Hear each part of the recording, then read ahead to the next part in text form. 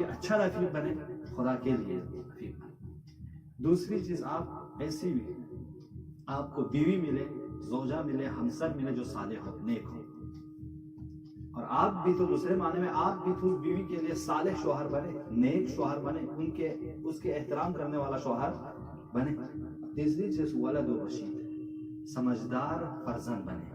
آج ہم اور آپ سمجھدار بنیں گے، کل ہماری نسل ہمارے اور آپ کے لیے سمجھدار بنے گی۔ لہٰذا امام فرماتے ہیں من وجد ثلاثہ، بس جن کو یہ تین چیزیں مل گئی، خود کو اچھا دوست ملا، اچھی ہمسر ملی اور اچھی اولاد ملی، تو کہتے ہیں من فقد الثلاثہ اصاب خیر الدارین، تو اس کو دنیا اور آخرت کی تمام خیر مل گئی۔ اللہ اکبر۔